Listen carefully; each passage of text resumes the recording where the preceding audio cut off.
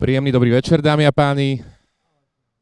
Raz, dva, tri, štyri. A už ma je počuť. Príjemný dobrý večer, dámy a páni, vážení hostia. Je mi veľkou cťou a radosťou, že vás môžem privítať po dlhom čase na, síce nie úplne fyzicky možnom, ale do veľkej miery čiastočne fyzicky možnom festivale Bratislavské Hanusové dni, ktorý tento rok slaví svoje 10. výročie. Sme veľmi radi, že sa môžeme v tomto nádhernom priestore záhrady Palfiho paláca spolu stretnúť. Ako tak pozerám na vaše tváre a na vaše také jemné úsmevy, tak verím, že aj vy ste rovnako radi. Chcem vás pozvať na tomto festivale. Ak ste tu prvýkrát, tak v krátkosti by som povedal, že festival Bratislavské Hanusové dni je akademický mestský festival, ktorý je na priesečníku kresťanstva a dnešnej spoločnosti. A my sa teda veľmi tešíme, že môžeme byť po ročnej pauze spolu s vami aj fyzicky. Zároveň však zdravíme aj našich televíznych divákov, ktorí nás pozerajú prostredníctvom streamu po celom Slovensku, možno aj v zahraničí. Zdravíme aj vás, milí diváci.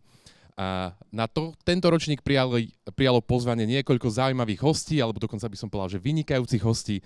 Sú to hostia z USA, Európy a takisto samozrejme zo Slovenska. Tento týždeň na nás čaká 16 podujatí, z toho jeden koncert a dvakrát budete môcť byť svedkami formátu BHD Talks, teda krátkych, hutných, intenzívnych vstupov, ktoré majú taký TEDxovský formát.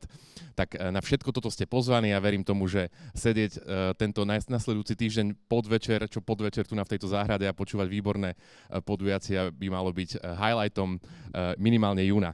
Takže vás pozývam už teraz na všetky ďalšie podujatia. Organizátorom BHD je Spoločenstvo Ladislava Hanusa alebo SLH, čo je katolické akademické spoločenstvo otvorené pre všetkých ľudí hľadajúcich pravdu. A ak sa chcete stať súčasťou SLH, tak sa môžete prihlásiť na jeden z jeho akademických programov. V najbližšej dobe sa budú otvárať dva tieto programy. Jeden bude prezenčný v Bratislave, ročný akademický program, a jeden bude online program, na ktorý sa môžete prihlásiť z celého Slovenska.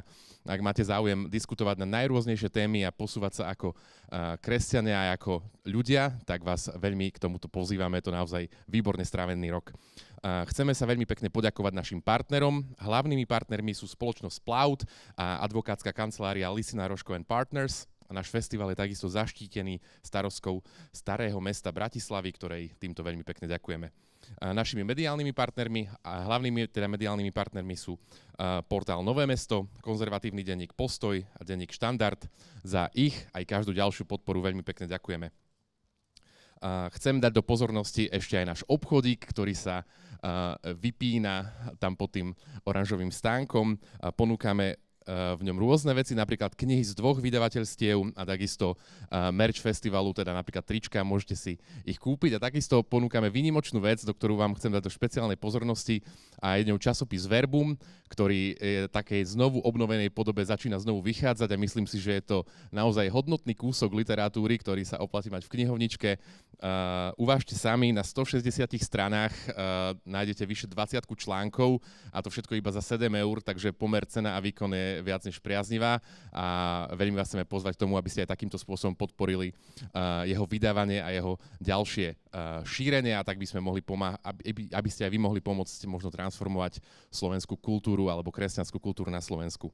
A chcem vás pozvať, aby ste sa stali súčasťou tejto diskusie, ktorá sa bude odohrávať na slajde z vašej strany, okrem toho, že tu budú náš host a náš moderátor diskutovať teda verbálne. Na slajdu sa dostanete tak, že sa prihlásite na aplikáciu alebo teda webovú stránku slido.com a zadáte kód BHD21 a potom sa dostanete do miestnosti, kde môžete dávať otázky alebo lajkovať tie, ktoré sa vám páčia.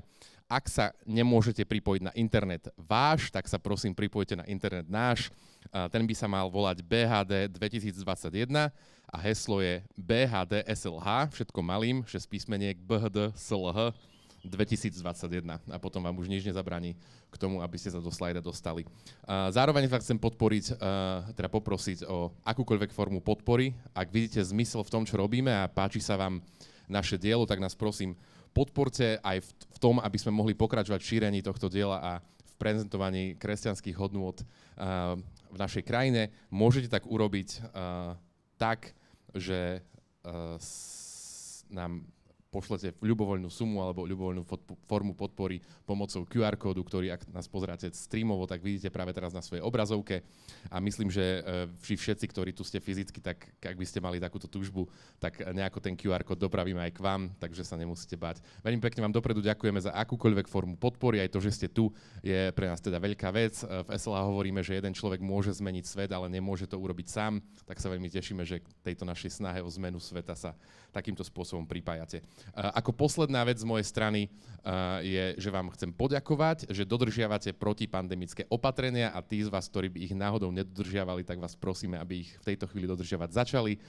Sú to teda písmenka ROR, ktoré reprezentujú rúška, odstup a ruky, teda aj keď sme v exteriéri, stále je toto masové podujatie, ktoré si vyžaduje, aby sme mali nasadené rúška. Ja ho momentálne nemám, pretože hovorím, ale hneď ako skončím, tak si ho takisto nasadím. Takže prosím vás, aby ste aj vy vydržali tento maličký diskomfort, ktorý myslím, že bude vyvážený výborným obsahom a samozrejme odstup, ktorý dodržiavate už vďaka rozmiestnenému sedeniu a verím, že sa vyvarujeme aj podávania rúk alebo iných familiárnych prejavov, aby sme boli všetci v bezpečí. V tejto chvíli by som chcel teda privítať, aby ste aj takisto vy privítali potleskom nášho dnešného hostia. Môžete to teraz urobiť. A takisto aj moderátora dnešného večera. Náš host sa volá Francesco Giordano a je to teológ a profesor na Univerzite svätého Tomáša Akvinského vo Vatikáne. Naším moderátorom je Ján Pastorek z kolegia Antona Neuwirtha a témou transhumanizmus a to, aké výzvy a hrozby predstavuje v dnešnej spoločnosti, myslím, že predstaví on sám. Takže vám prajem príjemný umelecký zážitok, akademický, duchovný, všetky možné zážitky a odovzdávam slovo moderátorovi. Nech sa páči. So, thank you for your words. So greetings to all who are here in this beautiful garden at Palfi Palace Garden and also those who watch us online. I'm Ján Pastorek and I will be moderating this talk. So let me also introduce our guest, Francesco Giordano, who is a professor on Angelicum in Rome, which is one of the best universities, best Catholic universities in the world, and he also teaches at Catholic University of America. He leads a Roman branch of Human Life International, which is a pro-life international organization, and he also connects dogmatic theology with contemporary culture. And today's topic is transhumanism, and basically Francesco Giordano will introduce you to this topic, what are the main challenges and threats of this concept. So the structure of this talk will be like this. We will have a talk, or Francesco will have a talk for 40 minutes, and then we will have another 50 minutes for question and answers. So the floor is yours.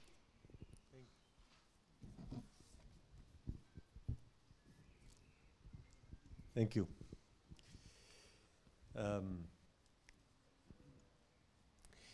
Most of you have probably not ever heard of transhumanism.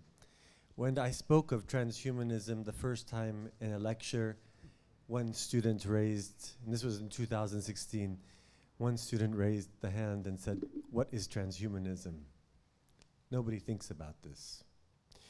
So transhumanism is basically, it's a recent movement, but it's a recent movement that permeates our culture, and a movement that we don't realize permeates our culture.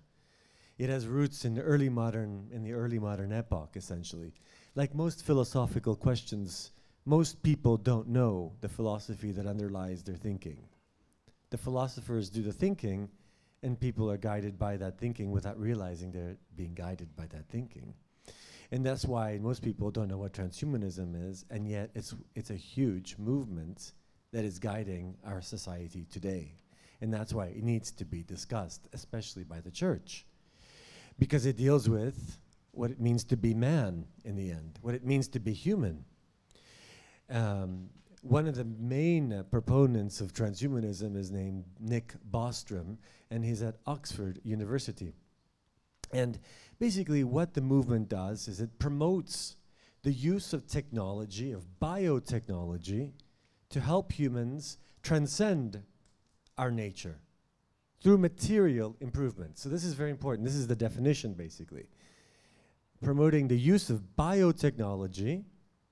So this is what happens a lot today, biotechnology, to help humans transcend our nature through material improvements. So it's materialistic. It just looks at human beings. Already there you see it's very limited to human beings as material. Ultimately leading to a new state of existence, which is dubbed posthumanism. So transhumanism is a movement between humanism, let's say, to posthumanism, transhumanism, to go across. So it's a movement. So it's also therefore showing that there is no static nature, that nature is always in change. There's always a change. Just within its very definition, it's talking about a movement, a change, a dialectic. It's typical to philosophy, modern philosophy today. A lot of modern philosophy is about dialectic. It's about not having anything stable. If you think about Hegelian thesis, antithesis, synthesis becomes a new thesis to become a new antithesis. It's never, you never know what being is. Everything's always in change. This sounds familiar, I'm sure, to all of you. Because our society to now is, everything is in change. Everything has to change. Everything is put into question. This is a principle of our society. It's called evolution, too. It's part of what's evolutionaristic. So we don't even seem to think about it because we're so used to hearing about it. Even God, theologians say, changes. But I'm a theologian that says God does not change. I believe in being. I believe in something that is static. Bioconservatives respond to this transhumanism. You have one such bioconservative, Francis Fukuyama, who's opposed to it, but I don't believe his response is really good because he says the abuse of biotechnology is the risk that we should consider carefully. What technologies we should deem permissible. Fukuyama is afraid of tampering with human nature.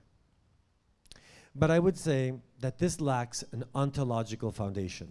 Ontology, as you know, means being. It's a study of being. So Fukuyama, in his argument as a bioconservative, lacks this ontological foundation. We do not think that the fruits of biomedical research will fundamentally transform human nature, thus creating a new species of persons, so advanced that they are no longer human but post-human.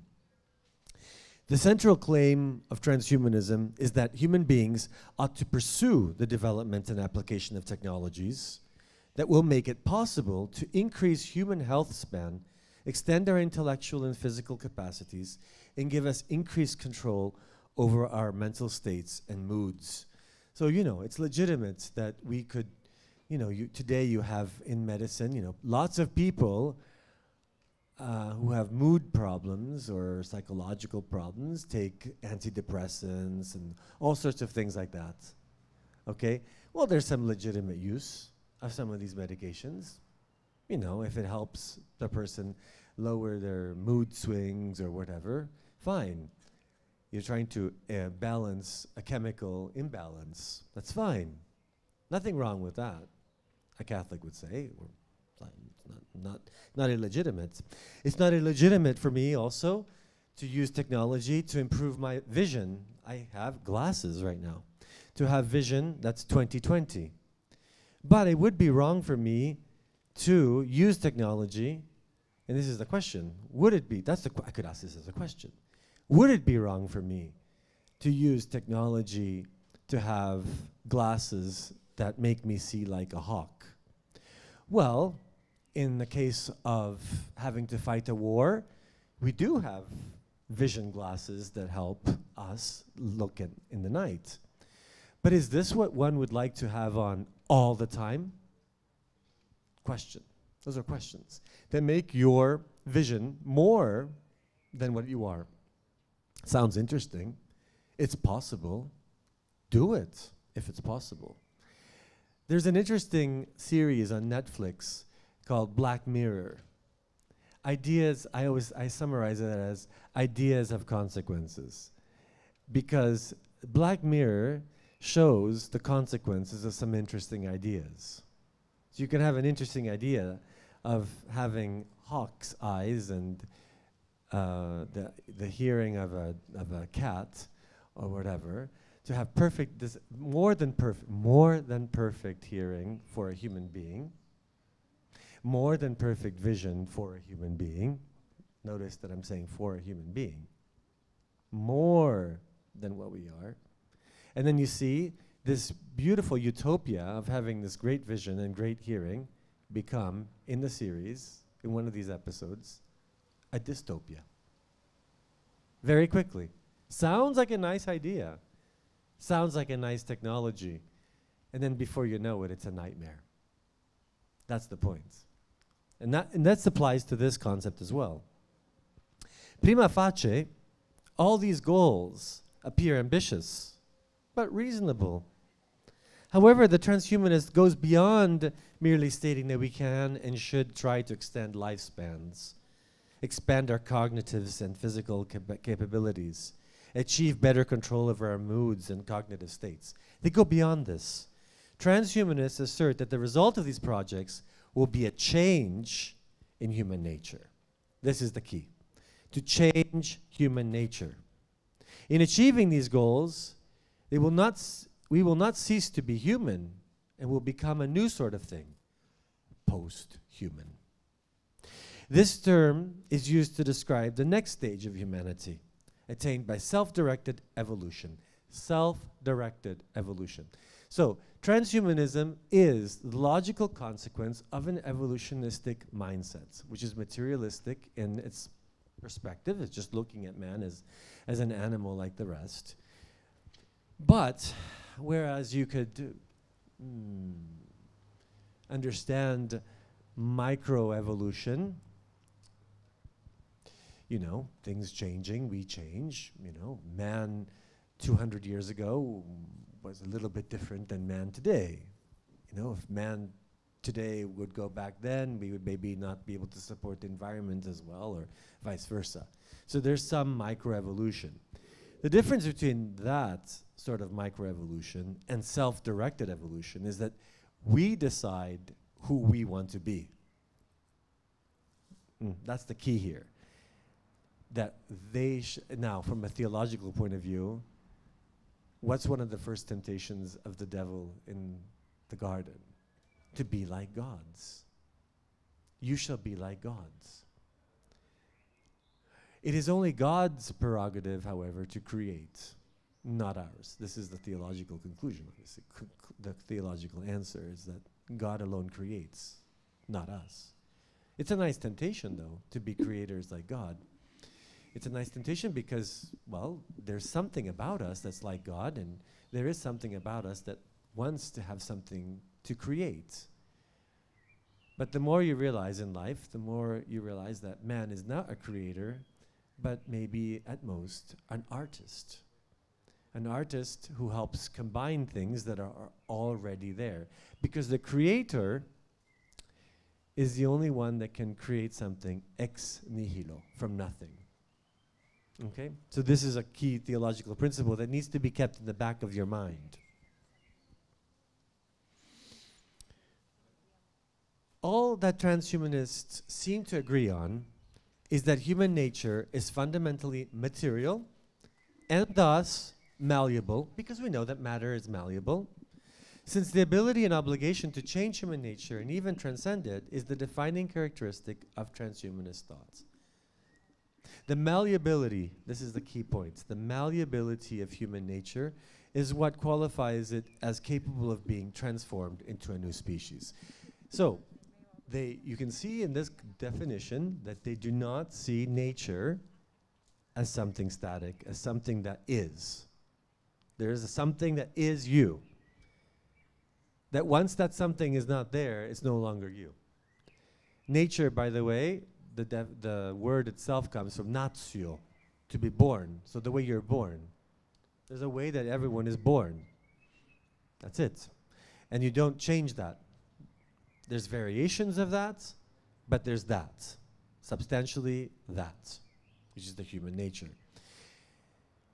And this, by the way, this malleability of human nature is the same argument that's used for the transgender movement. That's why transhumanism is connected in many ways to transgenderism. This whole idea of trans, to change from man to woman, woman to man, man to dog, etc. It's connected. It seems disconnected, but it's connected. It's the next thing. It's the next step. If you can change, if a man is not happy, let's talk about this, the gender thing, the transgender thing. The big problem in the transgender situation right now, we're seeing this already in the United States. The young women, right, that are not very happy, actually they tend to be the ones that are most at risk from this transgender thing. They're not happy with their bodies because when a young woman is 12, 13, 14, that stage of her life is worse, is more difficult to go through than the changes that a man has, actually, in many ways. A woman's development, you know, I think it's more, I've heard this from women, that is a very difficult time in a woman's life, when she becomes, like, from a girl to a woman. For a man, it's, you know, you grow some hair, and I don't know. But the woman, a lot more happens to a woman during adolescence than a man. So what happens? You have these women that are not satisfied, these young girls that are not satisfied, and they speak to each other. And I'm not satisfied with this, I'm not satisfied with that. And so then they start wanting to be men. This is happening. They want to be boys. This is happening right now in the United States. This is a big problem. Instead of being patient with themselves and just waiting for them, you know, just let nature take its course. No, they want to change it because they can. Through biotechnology, through surgery. It's a big problem. It's a big problem, actually. And that's why you see that this thing, you know, that's what I want to kind of make you think about. A young girl who's 12, 13, she's not satisfied with her body, and she's not willing to wait until she becomes 18, 16. And she just goes in and changes things. Obviously, a parent is going to be concerned and say, wait, be patient. Just wait. Let nature take its course. You're not comfortable with it? Let nature take its course. And that's the same argument I would use for someone with a transhumanist desire. Let nature take its course. Be patient. Don't try to avoid the crosses of your nature. Let nature take its course. That would be my answer. Due to a merely material vision of human nature, we believe that by whim, we can change. And not only our gender, but our very selves. In fact, today we have such a concept of transspeciesism, to become another species. After all, if we can evolve from lesser species, what is to stop us from evolving to a greater species? By the way, one of the big problems with evolution is that it believes that we go from a lesser to a higher species. Big mistake. You don't go from a lesser to a higher. If anything, you're going to go from a higher to a lesser. From a more perfect to a lesser. That's a principle. That's the way it is, actually, usually. I don't see fish becoming men. And you know, and what they use, I'm sorry, I have to speak against a little bit of some of these evolutionistic mindsets. What they'll say is, well, it took millions of years. Well, of course, the chances of something changing over the course of millions of years, mathematically, there is a possibility. The possibility increases the more years you put. But I always like to use the example that if I were to put a broken Ferrari in the lake, and wait a few million years, that broken Ferrari will be a broken Ferrari, in fact, even more broken. I don't think it's going to become a Ferrari again. The parts are not going to somehow come together into something more perfect. Growth into something more perfect happens when that's supposed to happen, when it's moving in that direction. Like the growth of a baby into a man. Because there's an act, there's a potential that will become an act. In that sense, yes. But it's not a lesser to a greater. That is what it is supposed to be, which is nature. The lack of clarity or concern regarding human nature is a result of transhumanists' singular focus of becoming post-human. This telos dominates their writings. You see this in Max More, Mark Walker. You know, they'll talk about this. By altering biology, transhumanists propose to improve human nature to the point of creating a new genius, post-humans. Perhaps the most powerful means to conceptualize adequately what is at stake is in terms of a phylogenetic analogy. Post-humans will stand to us in the moral and intellectual virtues as we stand to chimps. The phylogenetic analogy underscores, however, the importance of biology in making humans what they are. It is not prejudice or cultural differences that prevent chimps from integrating into our society, but differences in human and chimp nature. I have never heard of a chimp university, for instance. Chimps will never have their university. The transition to post-humanity is thereby defined by altering our bodies to produce a speciation event, what is known as a speciation event. However, the precise point at which a speciation event takes place is not really clear. What is fundamentally the problem is that when you have changes, you don't have changes that are changes in differences, merely differences of degree, but here you're dealing with differences of kind.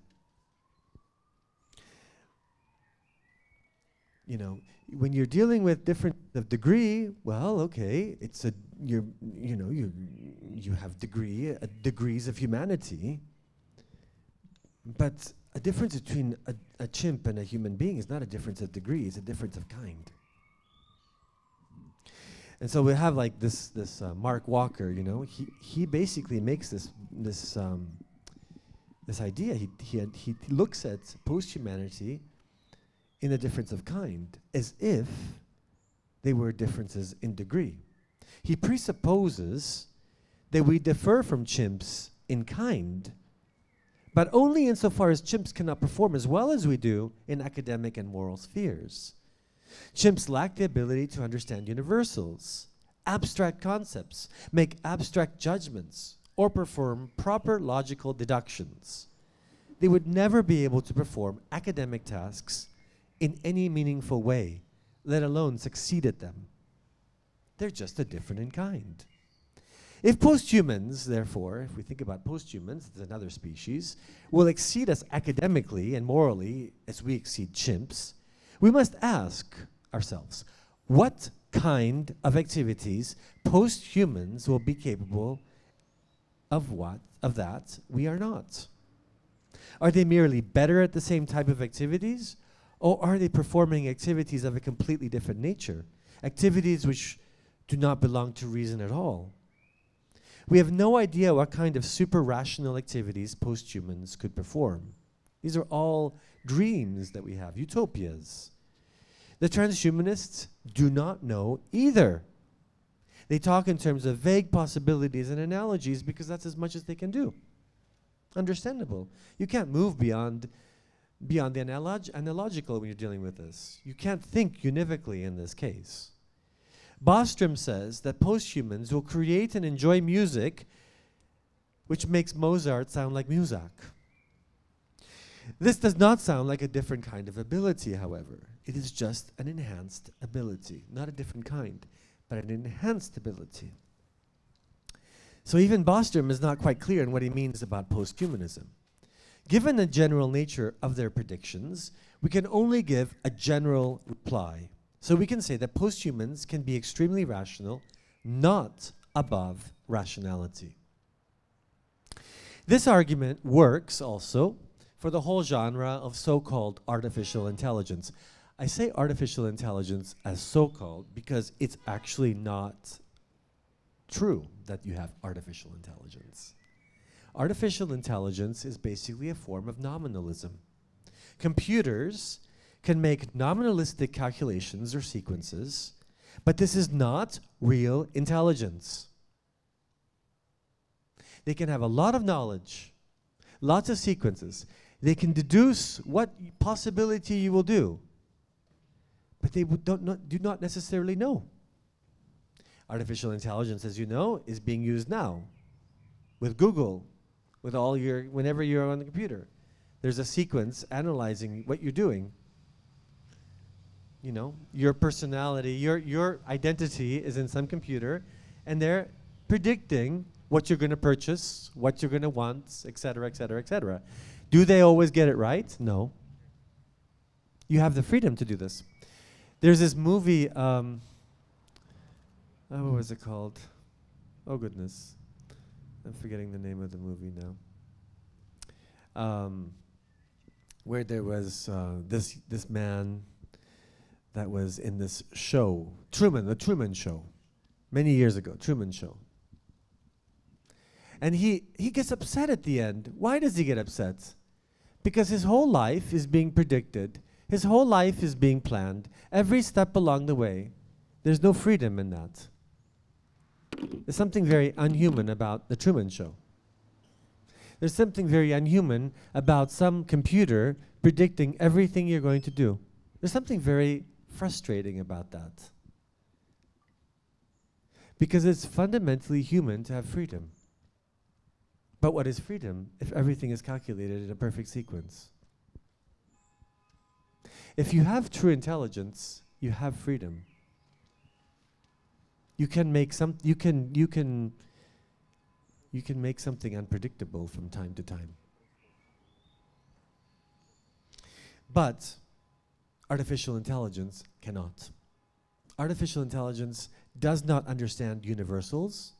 Artificial intelligence is just a nominalist sequence. It is just based on having a lot of data on someone, which helps to make a quick prediction as to what the person can choose.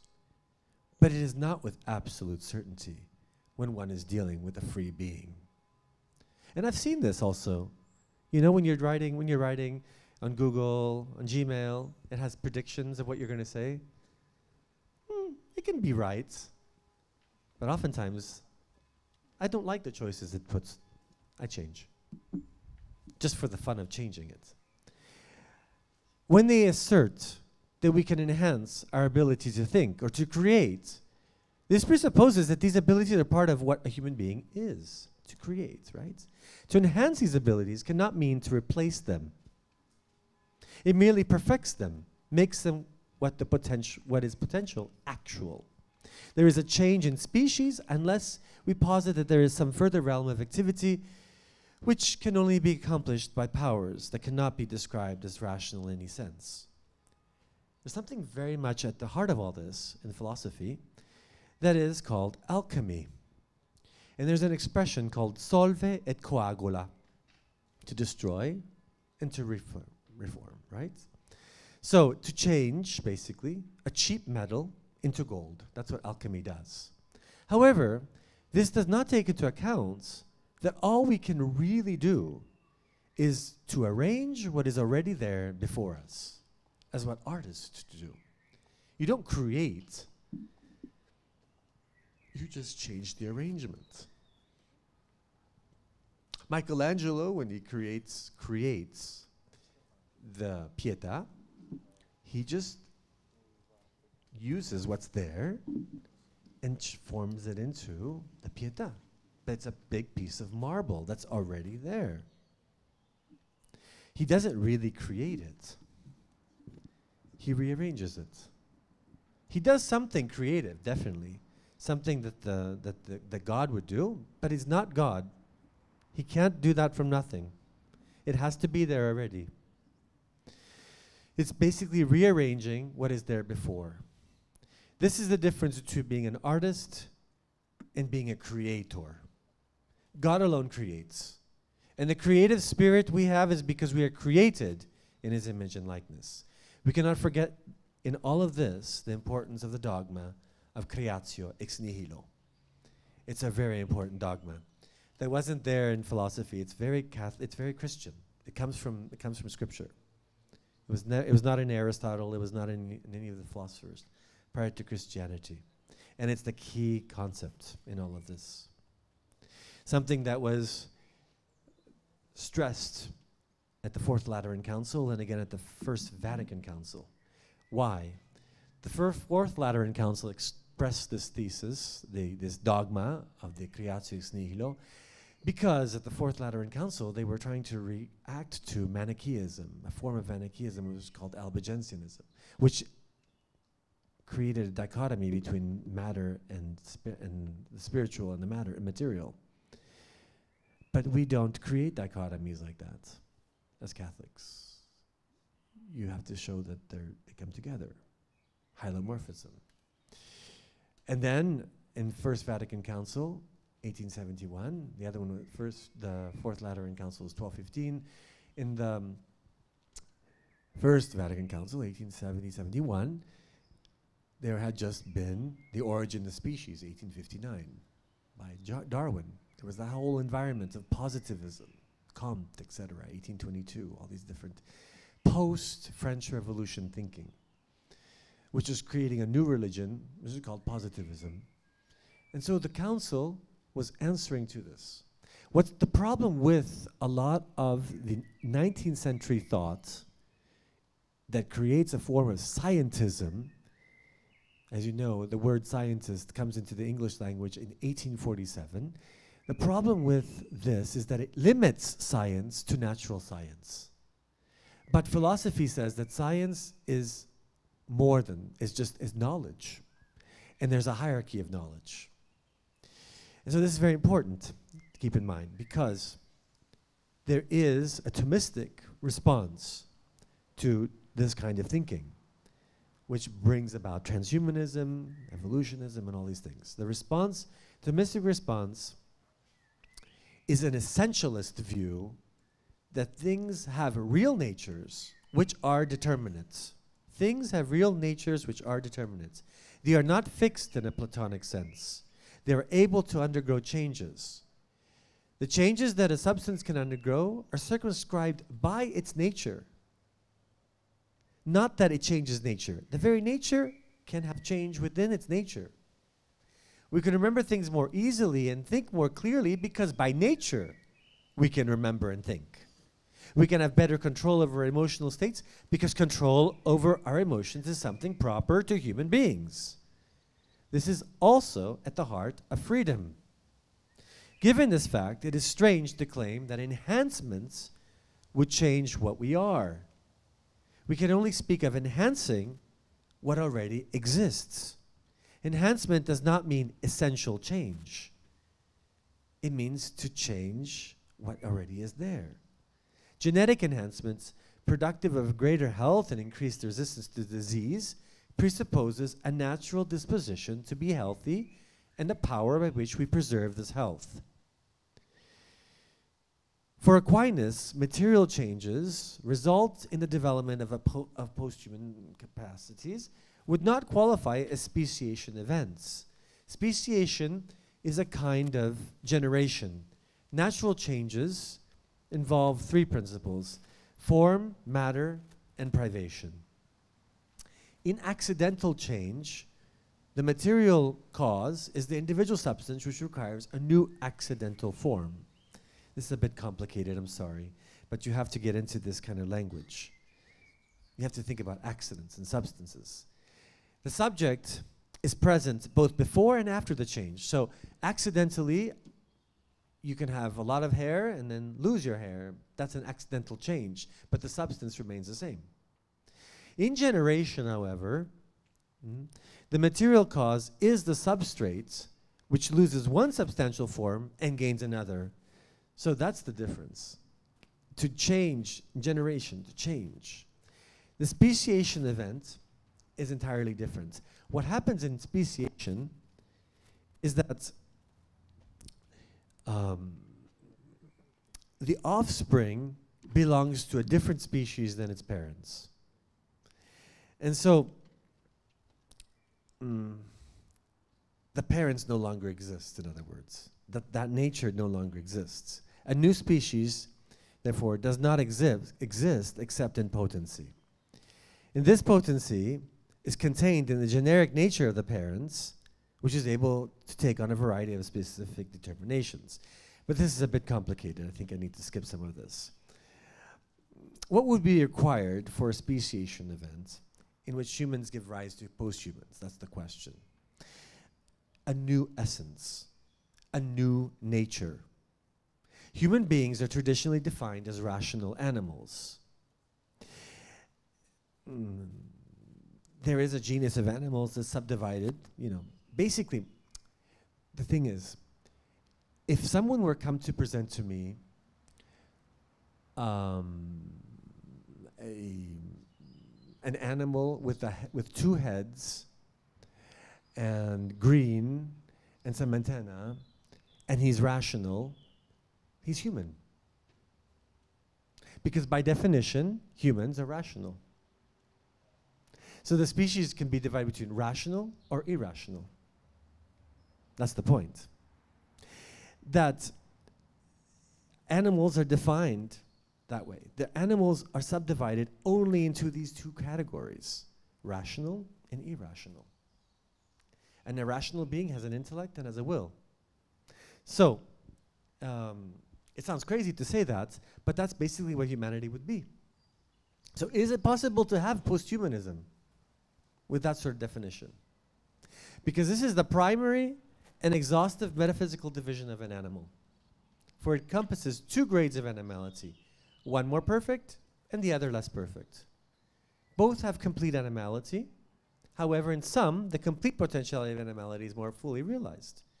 In order to be human, to be a rational animal, the power of reason possessed by the individual must be a specification of animal.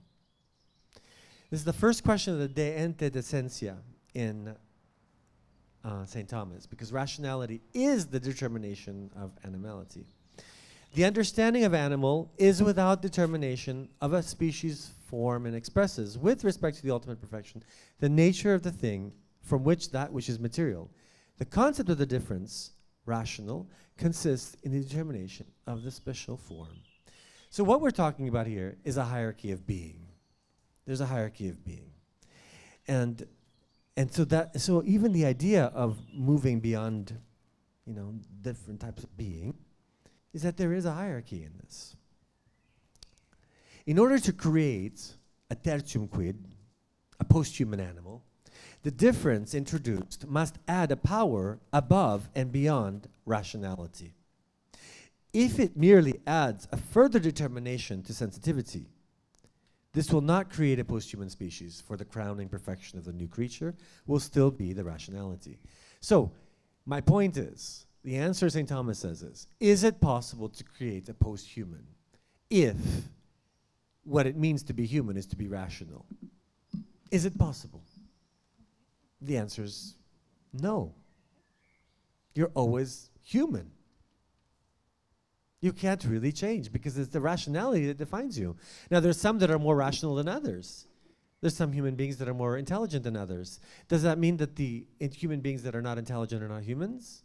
No, they're always human because they're intelligent, because they have rationality. So the key point is the rationality. So you're not really ever going to change what it means to be human. You can't change that nature. That's the point. Is this making any sense? Okay. Because sometimes it's like these concepts are a bit, maybe can be a little bit complicated. But that's the point, essentially, that you can't really change the being. Mutations, which produce imperfections in individuals, do not change the species of the individual. People with Down syndrome are fully human even though they possess certain congenital defects. why would the same not apply to perfections rather than defects? If a Down syndrome is human, why would a genius, super genius, not be human as well? Defects, perfections. That's the question. If we were to produce an offspring which is better at doing what humans do, qua human, as human, it would not be a new species of human, but a better human. So,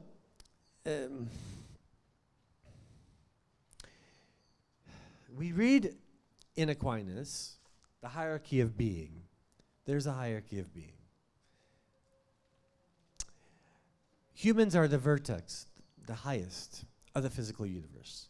He not only reconceives the Aristotelian universe in fundamental ways, but also introduces a remarkable inconsistency in Aristotle's cosmology. He argues that the entire physical cosmos, both the celestial and the sublimate region, is ordained to the generation of human beings. Therefore, all nature is ordered to humans as the final cause, while humans are not ordered to anything in nature as the final cause. They are ordained only to God, but he is a supernatural end, not a natural end. Nature, after all, is ordered towards an end that it cannot achieve on its own, because in the vision of Aquinas, the human soul is spiritual and therefore cannot be generated by nature, but must be created directly by God. So you see, we're dealing with another entirely different realm here. The human soul, however, is incomplete. It is made to be joined to matter as a formal cause. Consequently, for Aquinas, the goal of nature, its highest achievement, is something for which it is more intimately suitable, but that surpasses it. He writes, the ultimate goal of the whole generation process is the human soul, and matter tends to it as its final form. So man is the end of the whole generation order. Thus, if the motion of the heavens is ordered to man as the ultimate end in the genre, it is clear that the end of celestial motion is ordered to man as to the last end in the genre of generable and mobile beings, that God made heavenly bodies for the service of all peoples. Let's see.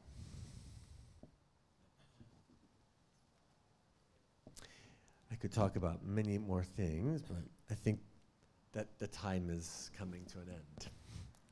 But I hope this makes sense, that we must maintain the idea of nature, and that you can't, that the idea of posthumanism essentially is, and that man can create this posthuman creature is a bit outlandish. Yes. Thank you. So, thank you for your words, and let me start with the first question. Yes. Yes. Yes. So basically, you have introduced us to main concepts of Thomism, yeah, like actuality and possibility, and so on. And you basically said that it's wrong to seek something beyond the limits of human nature. Yeah, that's basically the point you've made. No, I said that you mustn't change your nature to seek that which is beyond. That you seek, that you maintain your nature, that you don't change your nature. Okay. You can obviously seek things that are beyond you. That's what the supernatural is all about. That's what God is about too. You seek God, and He's far above you. Mm. But you shouldn't seek. But you're not the one that creates Him. Yeah, I understand. But basically, you said that like we have the thought that we can be something more. Yeah, we can have new sensors and sense basically new frequencies of light, for example. Yeah. Yes. Yeah. It's possible. We can think of that. Yeah, and so we have that potency in our thought. Yeah. Yes. Potency of realization of this thought. So In basically, your why is it not in our human nature to realize this thought? Yeah. To transcend. Well, let's just go to the basics here. If you change people today, it's like knowledge is power. You've heard that expression before, you know, Francis Bacon. Knowledge is power. Today we live in a time when, because you know you have this power, and because you have the technology to do it, the knowledge of the power and you can do it. And today, so you have like Elon Musk, for instance, you know? Now we can move beyond, I mean, what in the 1700s they were thinking about when they were reflecting on going to the moon and going to the stars. Now Elon Musk can technologically go to the moon eventually. That's what he's thinking about. Fine. So? Yeah, so basically, if we had that potency in our heads, we can think of having some like more capabilities. Yeah, but it's why it's wrong to choose them? It's not wrong for us to desire more. It's not wrong. What's wrong is to change our nature to get to that point. Is to kill ourselves, to annihilate ourselves, to get to that point. That's what's wrong. There's nothing wrong with desiring that. The desire of the heavens is, you see, what we desire. Okay, what in theology there is an expression named there's two expressions: analogia entis, analogia fide. Analogy. In literature, in grammar, there is a difference between analogy and what is univocal and what is analogical. Univocal, this is the problem. Univocal is using one word to mean exactly the other. Univocity. Okay? So, in our own spiritual lives, oftentimes, God puts a desire in our hearts. Okay? You have a desire to do something. This happens on a spiritual level all the time. I have a desire, I don't know, to do something, whatever. Put X. What happens? Well, you start planning it exactly as you desire it. However, God does not work that way with us. If God puts us a desire in our hearts, He doesn't answer our desire exactly how we expect. It's not univocal. It's analogical. It's analogical. In fact, God gives you more than you expected. And that's why it's called faith, analogia fide, and analogia entis. Because it's more. And oftentimes I like to talk about this like a roller coaster ride. Except it's not Disneyland that runs the roller coaster. It's God that's running the roller coaster. And sometimes on a roller coaster, when you're going around like this, sometimes there's some unexpected curves in life. Boom, boom, boom, boom, boom, like that. Unexpected. Because you expected it to be a certain way, but it turned out a little bit different than what you expected. The thing is, we cannot be the authors of the roller coaster. We have to have the desires, but we do not know exactly what it is that we want. That's what I'm talking about. Nick Bostrom has this idea of being super intelligent. It's only analogical. He doesn't know what it's going to be. There's no way he's going to know what it's going to be because he cannot think in those terms. He can only think as he thinks, qua human. He can think as a human, which is great to think as a human. You can be very intelligent as a human because we're created in the image and likeness of God, but we're not God. I wonder. That's the problem, that these people think they are God. And then look at the disaster that we have. Scientists are not God. I'm sorry, they're limited by their science, and they need to be humble enough to know that their science has limits. That's what I'm not seeing. I'm not seeing a lot of humility with scientists. Go on. So I encourage you to ask questions also. It's also at Slido. So we have the question.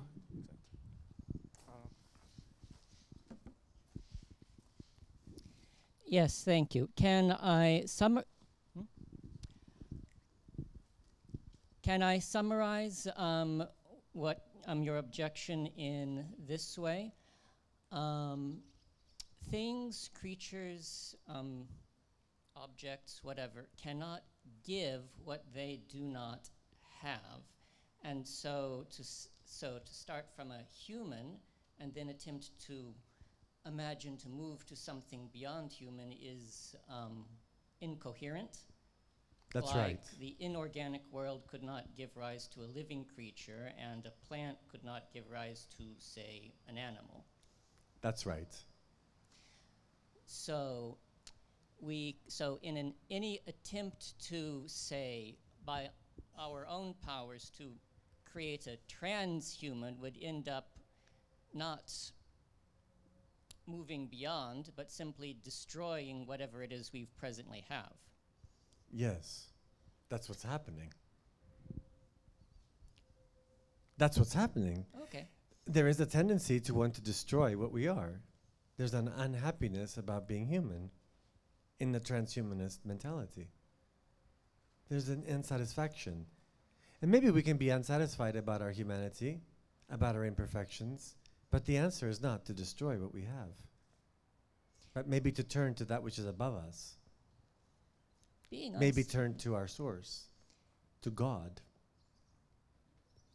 Being unsatisfied with ourselves seems to be a modern fixation. A pardon? Being unsatisfied with Yes, the it way is. we are seems to be a modern Very fixation. modern, yes. At the source of this is the idea of happiness, is the desire for happiness. We all desire to be happy. But we're turning to the wrong things to be happy.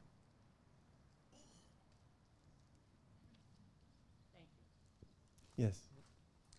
Okay, so we have another question.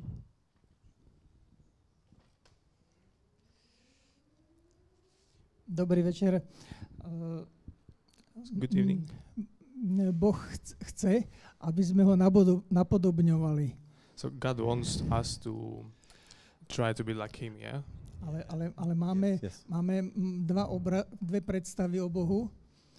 Jeden starozákonný, kde Boh vystupuje ako krutý bojovník a ničiteľ miest. A potom novozákonný, kde vystupuje ako milosrdný otec. So we have basically two images of God, yeah? One is like in the old law, yeah? And one is from the New Testament, yeah? So one is more like he's more just, yeah, in the old law. So more cruel, yeah. When you read Old Testament, yeah, so it's more cruel. He's sending I don't think that's the case, because when you look at Jesus, I don't think he's always not just. I think Jesus, if you read some of the things he says, he sounds quite just, actually. So I think this is a wrong dichotomy. Jesus teaches us that God is just and merciful, not just merciful. He's just and merciful. Read some of his expressions. I mean, No, áno, he says someone who will scandalize these young. What does he say, Jesus? If you scandalize this boy, you're going to go to the Gehenna, and you better be waiting for your judgments. I don't think that sounds like a very kind God. I think that sounds like a just God. Our Lord Jesus Christ teaches us the fullness of the justice of God in the fullness of truth. So I don't know what this has to do with my talk. No, lebo vám to nepreložil ten pán. Môžem ešte raz? Počuť ma dobre? Ide o to, že Kristus nám predstavuje Boha ako milosrdného otca, kdežto v starom zákone vystupuje Boh ako krutý bojovník. Áno, vy ste to dobre nepreložili. A chcem sa spýtať, že teda akého Boha máme napodobňovať. A chcem sa spýtať ešte, vy ste hovorili, že Boh sa nemení. Že Boh sa nemení. Teda to znamená, že tí písatelia starozákonných textov sa mýlili, alebo zle pochopili Boha? Yeah, so basically this question isn't really to the topic.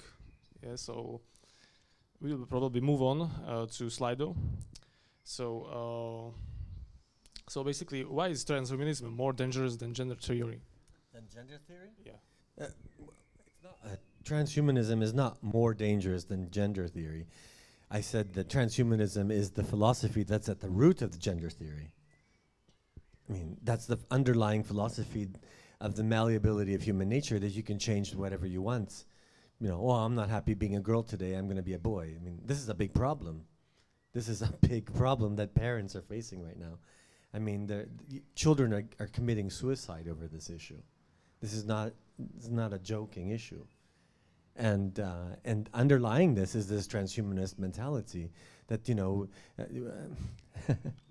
you know, in theology, there are the preternatural gifts, okay? The preternatural gifts were given to us prior to the fall of man, and they are integrity, immutability, and immortality. 3. Integrity, immutability, and immortality. Integrity means that you have the ability to that you listening to God with your faculties of the intellect and the love and intellect and will. You listen to God, and therefore you're able to control your concupiscible and irascible passions. That's integrity. Now, immortality and impassibility. These are all desires we have. We all want to be integral, and we want to be impassible, which means we don't want diseases. It's normal. This is what the preternatural gifts were. And we don't want to die. We have a desire for immortality. The point is not, that's not the problem. The problem is how to get to that point. Okay? And as you see this desire, I say this, in Marvel comic books. Superman. But what's the problem with Superman? The problem with Superman is that Superman is just material. What Jesus gives us is not Superman material. He gives us grace, the supernatural. So you have this desire for these things. It's perfectly in our hearts to have a desire for what is to be, not to have diseases. It's perfectly in our nature, not to die. We don't want to die. That's part of our nature. We don't want that. It's our desire.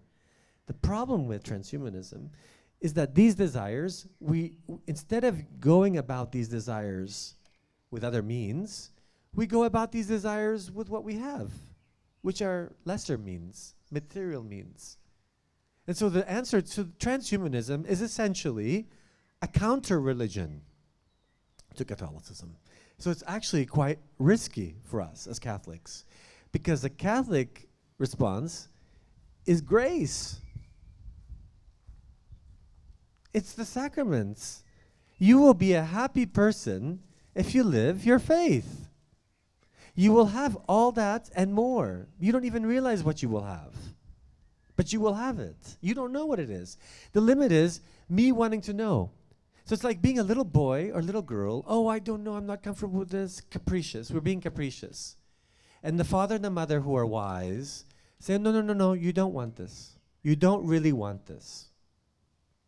So if we don't stop these crazy capricious people, we're going to find ourselves in a lot of problems. Do you understand? It's like when parents see their children with a caprice, it's perfectly logical. Maybe the girl doesn't feel comfortable with herself at 13 years old. Her body is changing. Be patient, the mother says. This does not mean that you want to be a boy. This just means you're going through some changes. You'll be fine a couple years from now. No problem. But if nobody tells that girl that, she's going to commit suicide if she doesn't become a boy. Does this make sense? So you can have these great desires in your heart, but the question becomes, by what means are you going to achieve these desires? And we, as Catholics, have the answer to this. It's called the Catholic religion. It's called the sacraments. It's called knowing how to live this life.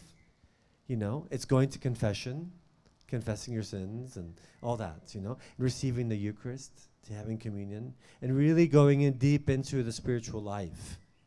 And stopping with technology, you know, maybe abstaining from the telephone, abstaining from technology and everything. Our life is not all about technology. Technology is an instrument. It's a material, it's an efficient cause. The problem with modern philosophy is that efficient causality becomes the main causality. But it's not all that we're about. We have a final end, we have a material end, we have a formal end, and we have an efficient there's 4 causes in Aristotle. There's material, final, formal, and efficient. And what have we reduced ourselves to today? Efficient and material. Where's the final cause? Where's the formal cause? Where's the formal cause? What is it to be man? That's the big question. Where are we going? That's the big question. These are philosophical questions, but that are answered by our faith. Let not these questions that we have be answered by transhumanists, by scientists, who have no competency in the matter. They have no competency. They have a limited, they might be saying true things, but they're in a limited sphere. This is what I'm trying to tell you. We're not, as Catholics, we are not against science. The faith is not against science. The faith transcends science, uses science for a higher end. This is the problem today. Is this making sense? Because this is what's key. The problem with transhumanism and posthumanism is that it expects to get to these natural desires and supernatural desires by merely material means. Technology. It's idolizing technology. And if you're idolizing technology, stop. Because that's an idol that needs to be stopped. Is this making any sense? Good. So the next question is, what is the boundary between classical eugenics and transhumanism?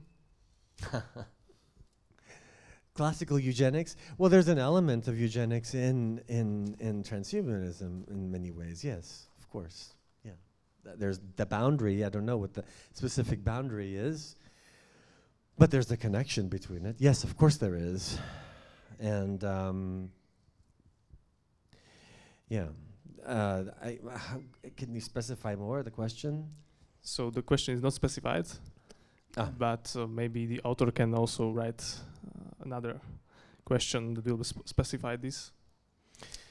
But maybe well, the eugenics movement, I mean, eugenics is, you see this in the early 20th century, it's a big movement.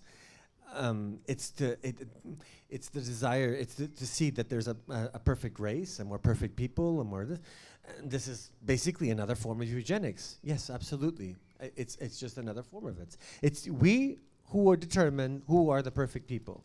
And so you see this now, you know, with the problem with the Down syndrome. So you have in Iceland, oh, there's no more Down syndrome babies. Well, that's because they've all been aborted. And that's a problem. Because we don't want to see that children that have Down syndrome, adults, people with Down syndrome, because they're not as perfect as everyone else, we don't see the value in that. Instead, actually, they have a lot to teach us, oftentimes. Our crosses have a lot to teach us. That's what Catholicism has taught us. That's another thing that transhumanism denies. Really underneath, what is it denying? The cross. It's denying the cross. But we as Catholics know, St. Paul teaches us this, from, we have the very, it's called theodicy, right? Theodicy is the problem of evil. And so yes, there are problems, there are crosses to be borne and to be overcome, but that's part of life. And Catholicism tells us, take up your cross. Take up these crosses. And today our society refuses the cross. So a lot of this is refusing the cross. So basically the next question is, if humans plus computers could achieve telepathy, would this be okay? If humans could achieve telepathy, would that be okay? Yeah.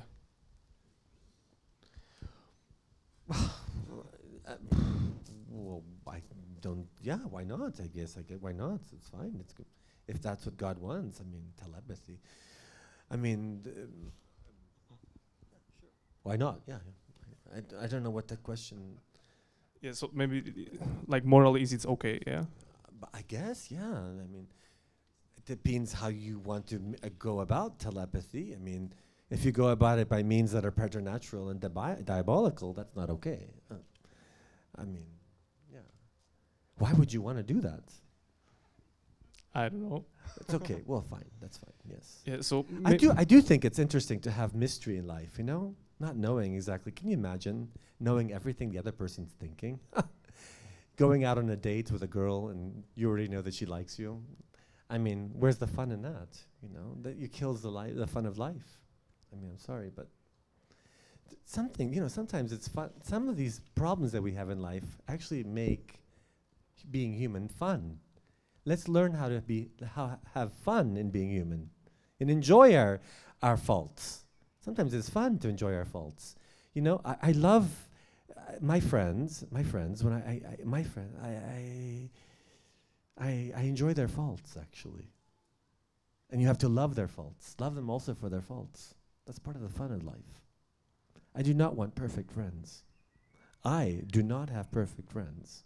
I have friends. They're not perfect. And that's fun. So thank you. So basically, we have talked a lot about the drawbacks of transhumanism, yeah. But are there some common values that we Christians share with them? Of course. That's what makes them a false religion. They take some of our desires. I told you what the common values are. You have these preternatural gifts, these desires for immortality. Sure. We desire immortality. We desire to be healthy. Of course. The difference is the means to get to those desires. Thank you. Okay, so are there any questions in the audience?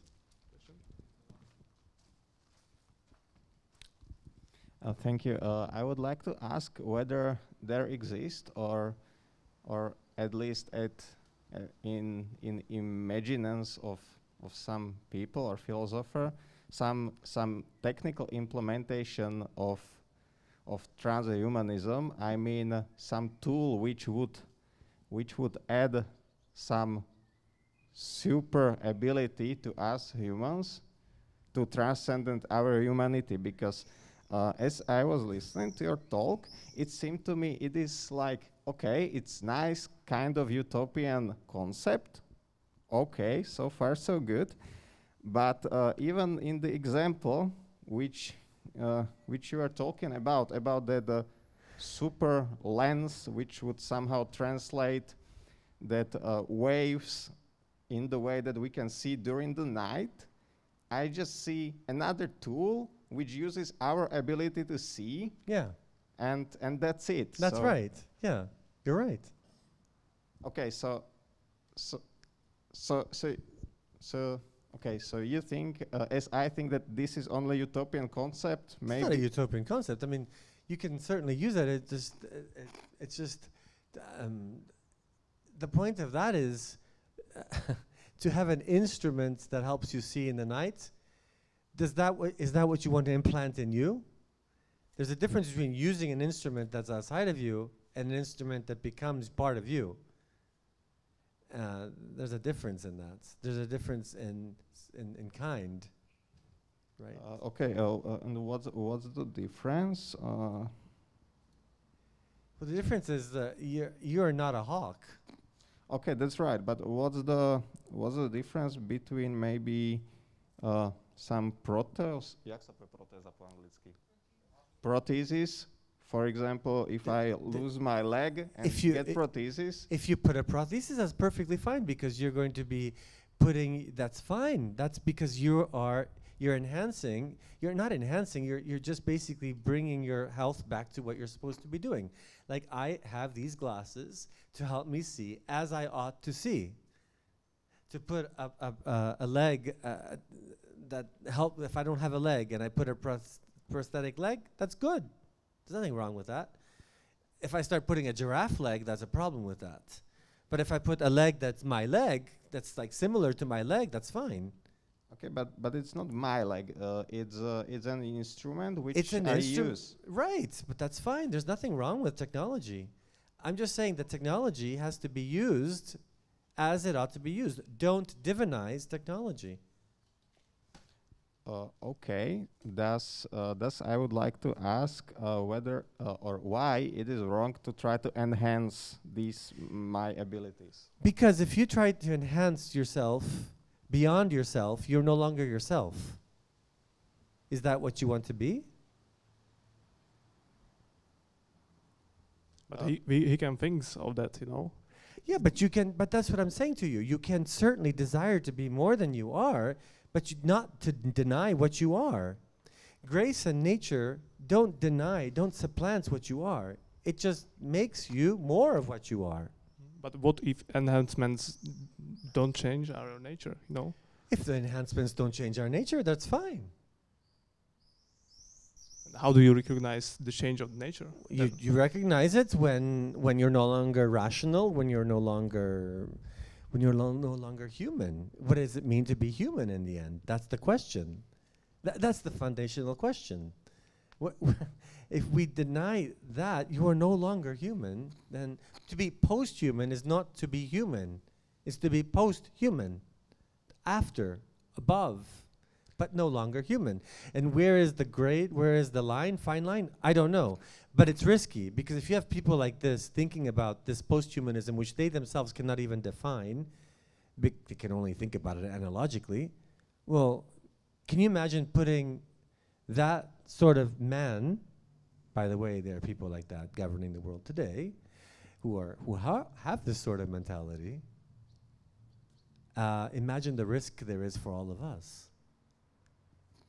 If you have people governing the world, not government leaders, I'm talking about people that have lots and lots of money and lots of possibilities to do lots and lots of things with these crazy ideas, I think that's scary. Okay. I think it's scary to have people that dream of what is post-human to the point that they're willing to destroy what is human. That is what I'm afraid of.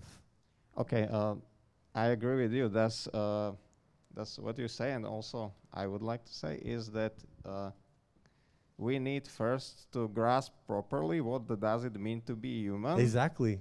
And based on this knowledge, kind of theological or philosophical knowledge, yes, we can decide whether enhancement is good or is bad. Enhancement is good based, exactly. That's well put. Okay, thank you. Yeah, very well put. So we have last 5 minutes. So are there any other questions in the audience? And also on Slido. I do enjoy your questions, by the way. I mean, I get to like this because I enjoy the challenges of questions like that. So there are a couple more questions at Slido. So could you send more examples of transhumanism in everyday culture? Oh, transhumanism in everyday culture. I don't want to do this. I'll get in trouble if I start doing this. There's lots of examples of transhumanism. The whole transgender thing is actually part of that. There's transspeciesism. There are people that we're already seeing this. You know, people who alter themselves to the point of being not human or trying not to be human. The internet is full of such things.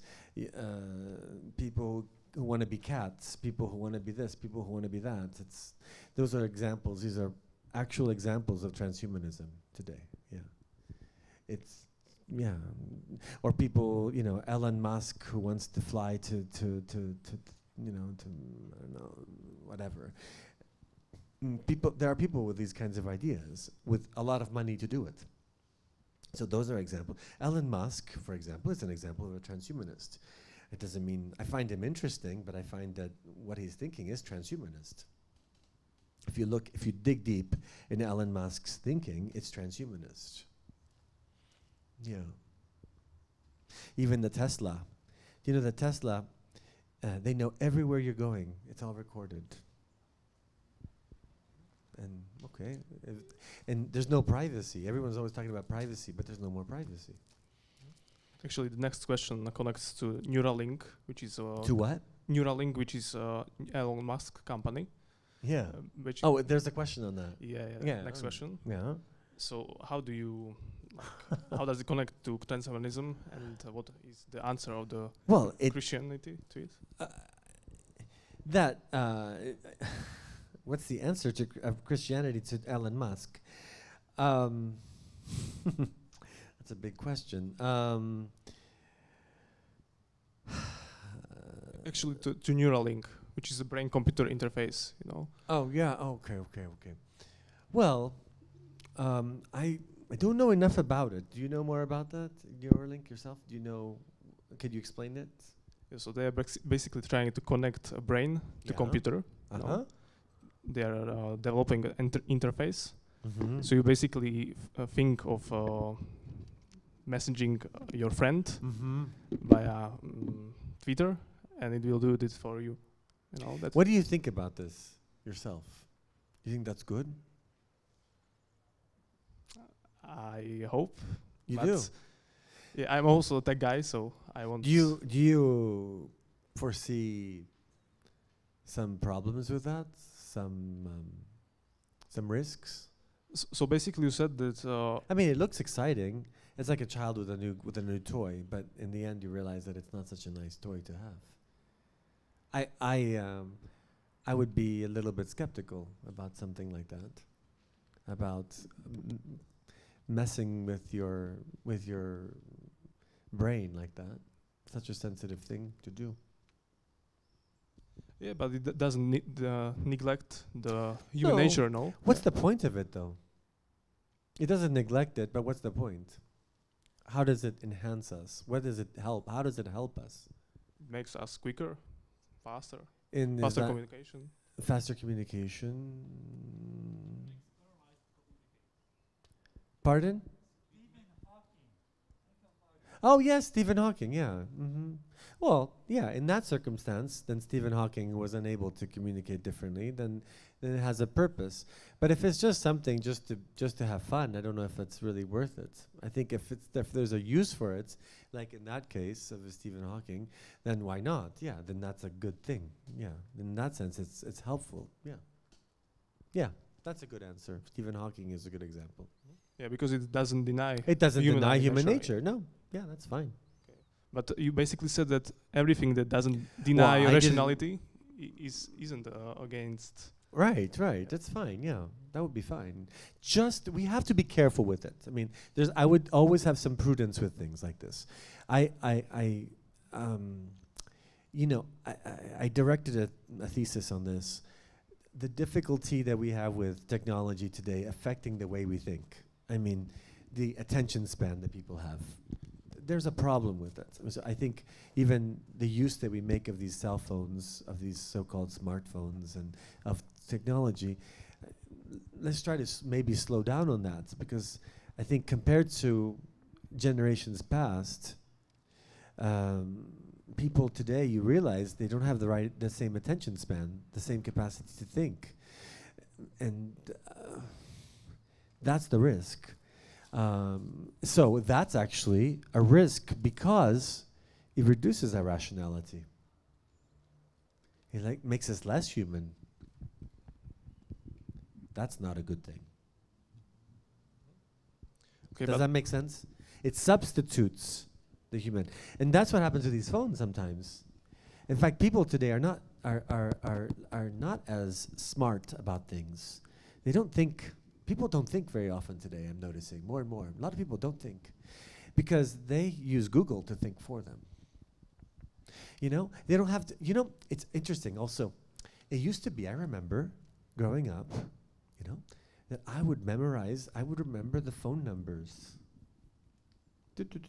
Now, I don't remember phone numbers. My memory is not as good. Or maybe use it for other purposes. Yeah. I'm maybe using something else, but I'm not using my memory as much as I used to. Maybe for another purpose, No. I've become lazy. It's a problem. But I can afford to become a little bit lazy. But my problem becomes when people that are like young children, when they're 12, 13, 14, 15, 16, they can never they don't know how to memorize, they don't know how to think as well. That's a problem. There's something dehumanizing about that. Just a question. Just to make you think. Maybe it's good to actually read a book with physical paper from time to time. There's actually quite a lot of pleasure in reading a book and not a pad. I'm against that, but I'm old-fashioned that way. Reading a book with a cigar. There's something nice about that. And a whiskey. Something nice about that. Yeah, I would join you with that. Yes. That's what it means to be human. Do you see what I mean? So not everything that seems like it's great is necessarily that great. Because what's happening with that is it's substituting your memory. It's substituting. The computer's doing it for you. And when the computer doesn't work, when the smartphone doesn't work anymore, do you realize the risk? Someone who controls these things controls you. Where's your freedom in that? Start questioning these things. I'm just asking you to question. Don't buy everything that is presented to you. Question. Okay, so thank you all for coming. This was Francesco Giordano. Thank you.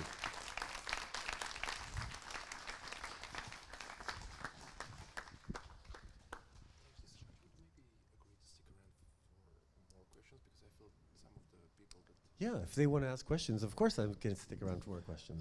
Drahí priatelia, a ja vám chcem poďakovať za to, že ste tu boli a teda práve som sa pýtal pána profesora Giordana, ešte chvíľočku tu ostane, takže ak by ste mali a vidím, že niektorí by ste určite mali možno záujem pokračovať v rozhovore v témach, ktoré priniesol možno mimo pódia a mimo mikrofónov, tak ľudne ho k nemu teda príďte a spýtajte sa, čo vás ešte trápi. Myslím, že to môžu byť veľmi zaujímavé diskusie a som veľmi rád, že práve takýmto podujatím sme odčartovali náš 10. ročník festivalu Bratislavské Hanusové dni. Dovolte mi teda ešte niekoľko záverečných oznamov. V prvom rade vás chcem pozvať na ďalšie podujatia z našej produkcie v rámci tohto týždenného festivalu. Jedno začína hneď o nejakú polhodinku. Budeme sa baviť o téma teraz nie dúhová reformácia a budeme sa rozprávať s 3 hostiami a s moderátorom Jaroslavom Daniškom o tom, čo sa deje v katolíckej cirkvi v Nemecku a kam to celé môže viesť. Takže vás už teraz pozývam aj na toto ďalšie podujatie. Nasledujúce podujatia nasledujúcich dní môžete nájsť na internete a takisto vás na všetky pozývame, minimálne tie, ktoré vás zaujímu.